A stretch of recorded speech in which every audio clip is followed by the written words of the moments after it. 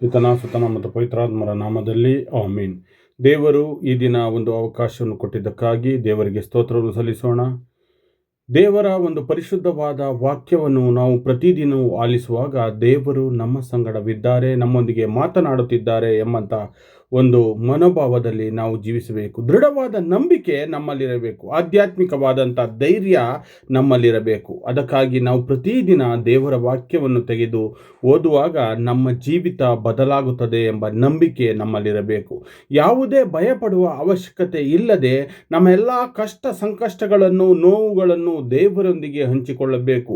ನಾವು ಪ್ರಾರ್ಥನೆ ಮಾಡುವಾಗ ಎಲ್ಲ ಅಂಧಕಾರ ಶಕ್ತಿಗಳಿಗೆ ಬಾಂಬ್ ಬೀಳುವಂಥ ಭಯ ಉಂಟಾಗುತ್ತದೆ ಎಂಬಂಥ ನಂಬಿಕೆ ನಮ್ಮ ಜೀವಿತದಲ್ಲಿ ಬರಬೇಕು. ಏಕೆಂದರೆ ಸರ್ವಶಕ್ತನಾದ ದೇವರು ನಮ್ಮೊಂದಿಗಿದ್ದಾರೆ ಎಂಬಂಥ ನಂಬಿಕೆ ಇರಬೇಕು. ಇದನ್ನು ನಾನು ಆಯ್ದುಕೊಂಡಂಥ ವಚನ ಭಾಗ ಯೆಶುವನು ಬರೆದ ಪುಸ್ತಕ 1ನೇ ಅಧ್ಯಾಯ 9ನೇ ವಚನವಾಗಿದೆ.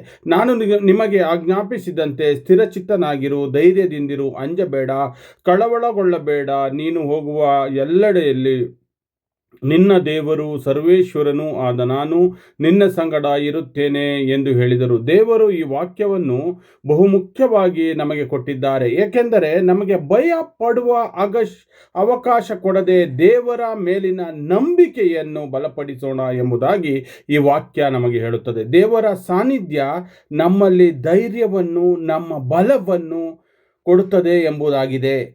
ಅವರನ್ನು ನಂಬಿ ಮುಂದೆ ಸಾಗಬೇಕು. ನಾವು ಎಂದಿಗೂ ದೇವರನ್ನು ಬಿಟ್ಟು ಅಲ್ಲ, ದೇವರೊಂದಿಗೆ ಮುಂದೆ ಸಾಗಬೇಕು. ದೇವರೊಂದಿಗೆ ನಮ್ಮ ಹೆಜ್ಜೆಗಳನ್ನು ನಡೆಸಿ ದೇವರು ನಮಗೆ ಜಯವನ್ನು ಅನುಗ್ರಹಿಸುವರಾಗಿದ್ದಾರೆ ಎಂಬಂಥ ನಂಬಿಕೆ ಇರಬೇಕು. ಪ್ರಭು ದೇವರು ನಮ್ಮೆಲ್ಲ ಕಳವಳಗಳನ್ನು ದೂರ ಮಾಡಿ ನಮಗೆ ದೃಢ ನಂಬಿಕೆ, ಧೈರ್ಯವನ್ನು ದಯಪಾಲಿಸಲಿ.